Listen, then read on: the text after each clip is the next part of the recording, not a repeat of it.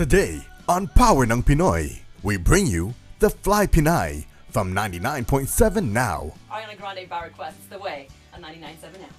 Radio personality Freska.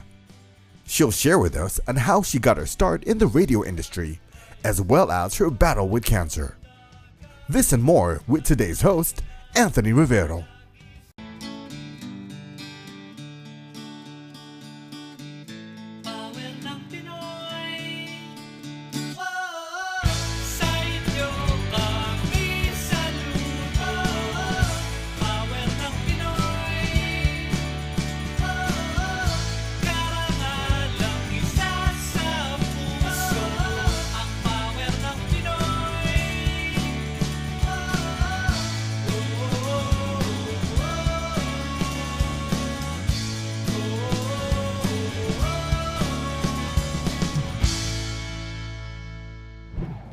Thank you for tuning into today's episode of Power ng Pinoy. We'll introduce to you an inspiring individual who never gave up. Freska Griarte, or others may know her as Freska, a radio personality from 99.7 Now in the Bay Area. Freska has almost spent 20 years in the broadcasting and entertainment field and is very involved in our Filipino community, hosting various events. We'll learn how Freska got her start in the industry and one of the most challenging moments in her life.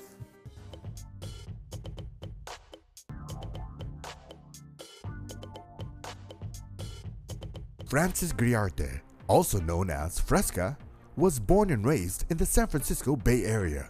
I was actually born in San Francisco and raised right outside in Daly City, so I was pretty much born and raised in the Bay Area.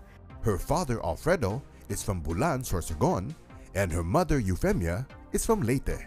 My father's an engineer. He actually went to school at Adamson University. He was also in the Philippine Navy. My mother went to school at Santo Tomas, and she also taught there. She taught Spanish there, so we actually speak Tagalog, English, and Spanish in the home. Well, I have one sister, her name is Gia. She's actually a venture capitalist out here in San Francisco. Her father migrated first to the United States in 1970, and her mother, along with her sister Gigi, followed in 1972.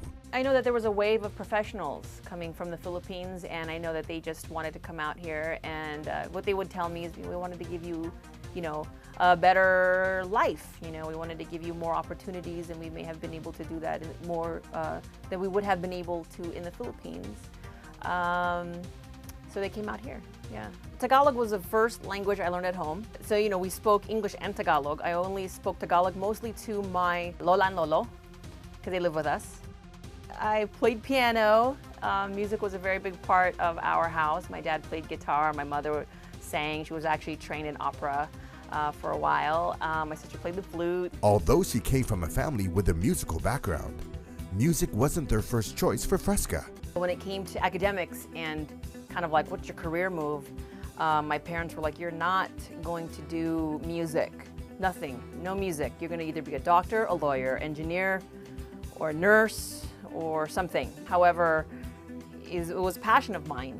I even was so unsure of my professional career that, and getting a lot of pressure from my parents, that I was this close to joining the Air Force. How did Freska get started in the radio industry? I happened to get a call from somebody at the radio station because I had gone to a music conference, and I had met some folks there. His name is Mel Thompson. And he said, well, we have a position here in our research department. I know it's not really what you want to do. You probably want to be on air or doing production, but it's your way in the door. And I was like, I don't know if I want to do that. Because it was basically telemarketing. But, obviously that's the route that I went, and it was history from there. Hey guys, Imagine Dragons coming up. Also Capital Cities, but this is going on to Kim in Vallejo, and also had a Freddie. So I was interning in like every department possible at the radio station. It was Wild 107 here in San Francisco. And, once I got the bug of, we call it the bug, of, wanting to get on the air, I said, let me just intern and see what happens, in the programming side. And Doug Lee was doing the Turn Off the Lights show. It's a slow jam show. It's on from 10 at night to 2 in the morning. And my parents knew that I was doing that. and he just happened to ask me, hey, do you want to do the dedication? So I became his dedication girl on some nights of the week, and that was the first time I was actually on the air. So thank you, Doug Lee. Freska first started her career with Wild 107 in San Francisco and eventually got her break in Hawaii. I was lucky enough to, get my break out in Hawaii. I started off as just a sidekick on the night show with Lanai, and then I moved up my way into the overnight shift, and then weekends with my other partner on the radio named Sam the Man, who still is doing radio in Hawaii, doing mornings. And then we did the night show. I was also the mix show coordinator there because I actually was also a DJ, so I mixed in the clubs. Then I came back to Wild, but they had changed frequencies. They became Wild 94.9, and I was there for quite a while, probably a good 6 years. And then I did morning radio in Sacramento for a little bit, and that was at KSFM 102.5. And then after that, I came back with Wild 94.9 for about another 2-3 years. Then I took a little hiatus, and then I had kids too. And then came back, and now I'm part of the 99.7 Now family, and I've been here for about 4 years. I really loved it. I couldn't, I guess that part of entertainment, you just get the bug, and it's just kind of been a part of my life for the last 20 years.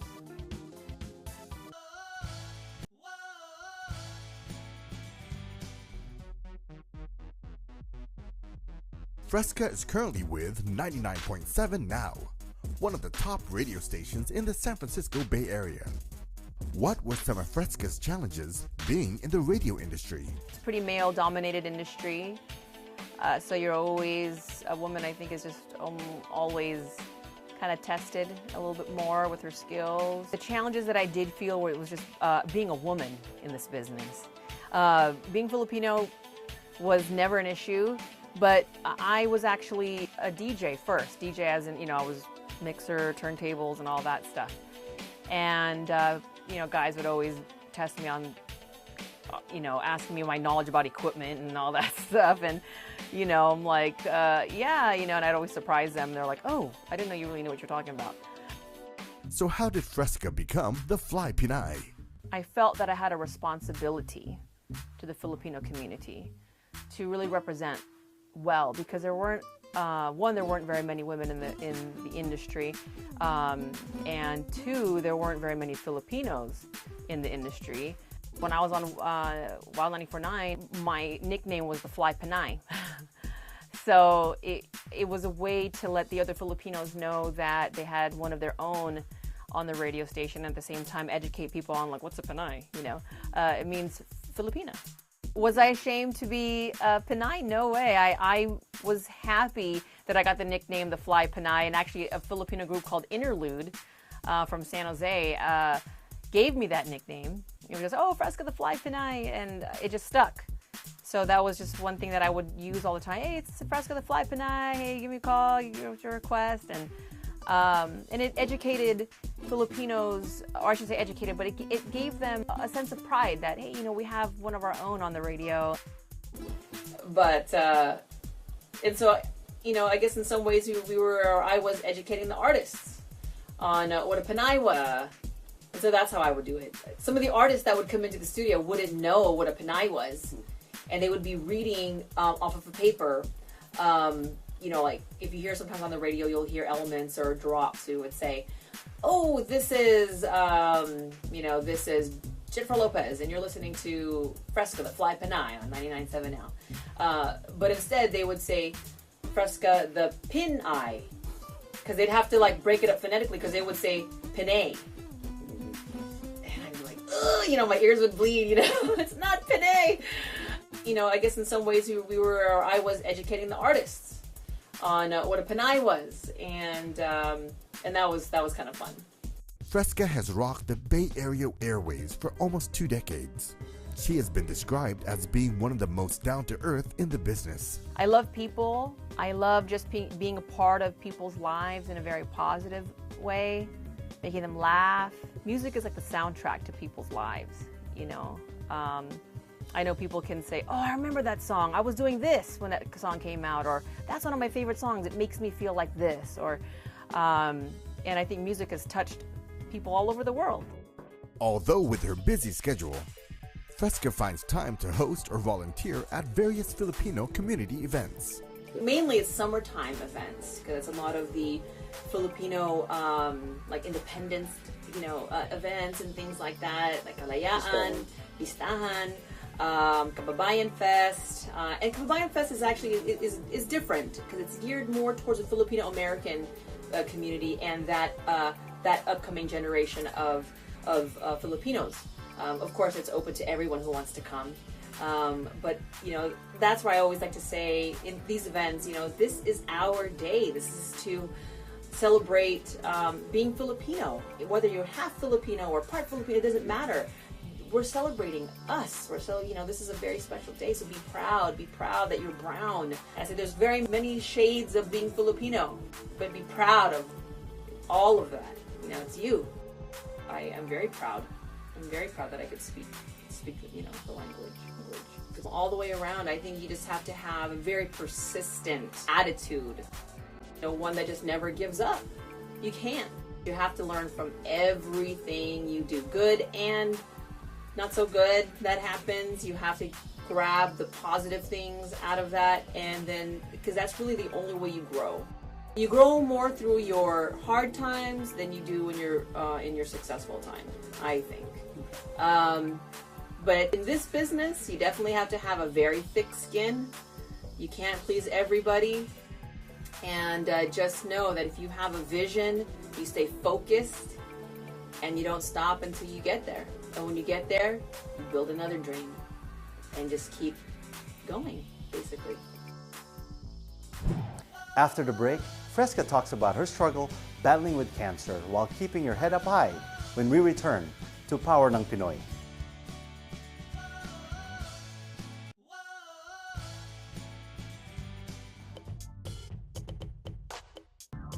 I have two kids, Alexia and Isabella, and they're 7 and 9 now. I always tell my family it's payback time for all the craziness I caused my parents. I'm a single parent, and I've worked probably almost 2 or 3 jobs all at one time. I've taken care of my mom. She has Alzheimer's disease. It's been 13 years now.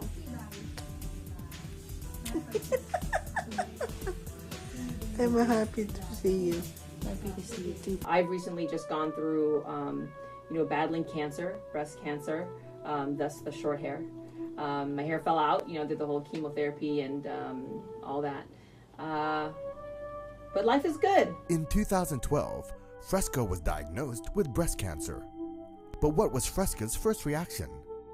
I was like, this can't be true. I was one of the, probably the best shape I was in, the best shape of my life since college. I was working out religiously, probably about 4 or 5 days a week. I think I must have been probably upset for about 30 minutes. I cried. And then after that, I was like, all right, what do we gotta do? Let's go. People are, oh my God, look. I mean, there were times where I just get like, I would be sad. It wasn't I would never be, oh, why me? And I pity myself. And it was never that. It was just like, gosh, man, this is rough. This is rough. Because there were days where I had mouth sores. I had thrush that grew down my throat. I had, my fingernails turned black. My hair fell out. I was, nauseous. I couldn't eat. Chemo was once every 3 weeks. I had 4 infusions 3 weeks apart, and every time my body was well enough, I was able to eat. I was like, I'm gonna eat everything, just in time to have it all over again. Freska stayed positive during her chemotherapy sessions and even got her family involved. They knew it. They knew from the very start. I said, well, mommy has this thing. It's called cancer. They're like, what's that? And I'm like, well, it's just this thing. It makes you sick, and I have to take medicine that might make mommy's hair fall out.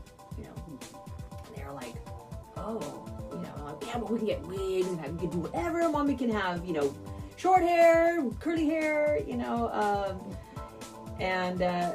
My younger one was very much open to everything. My older one, I think, had a little bit of a tougher time.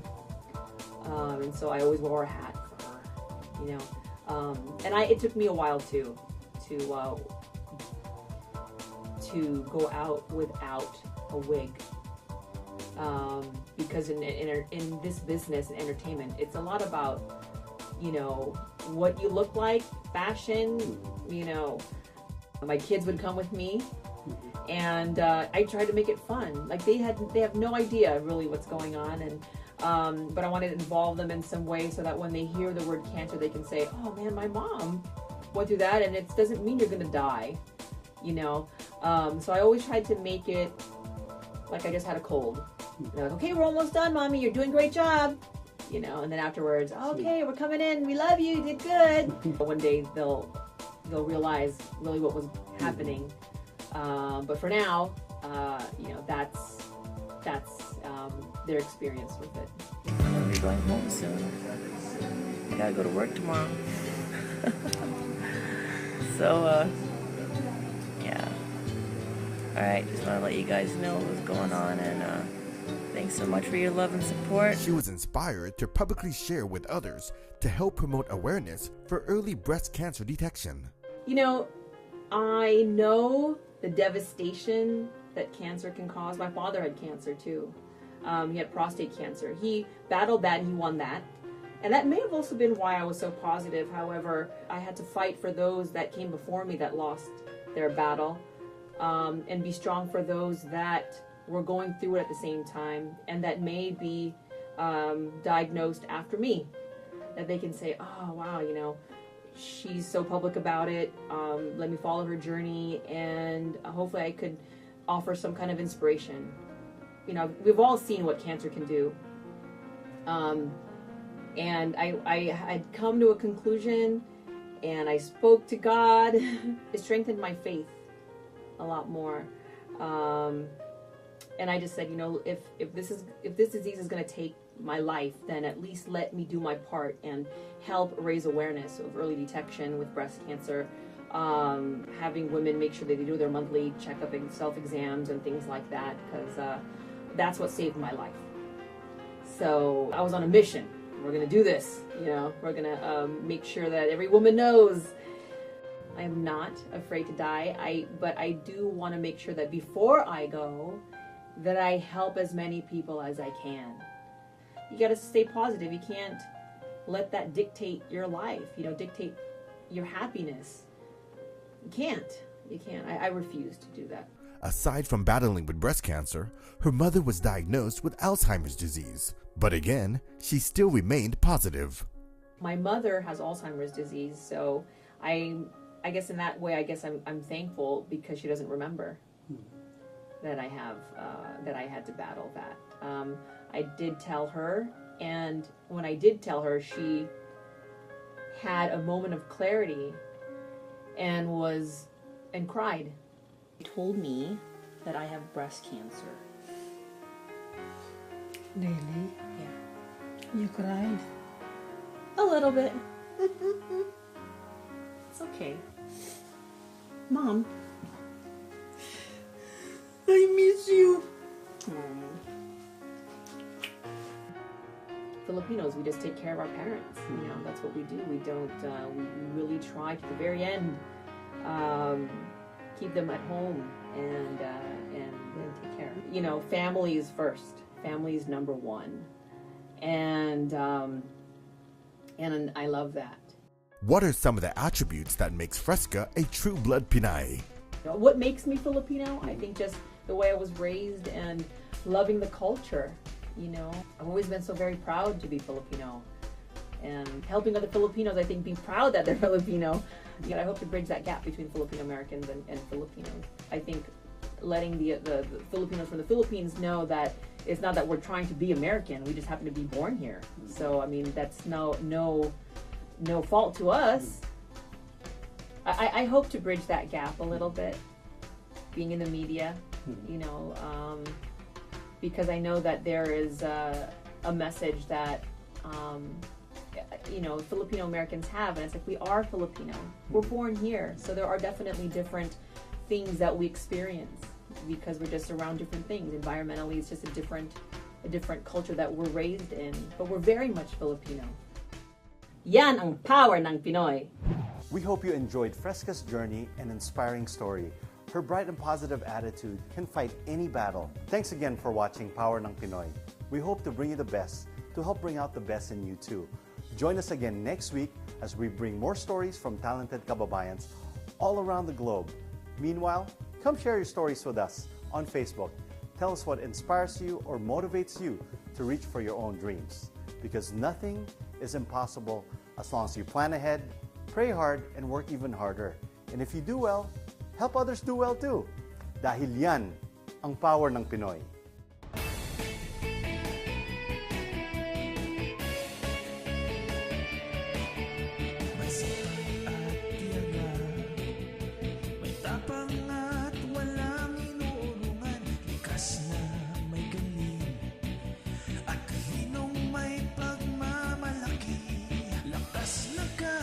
Sa puso, puhunay pawis at dugo sa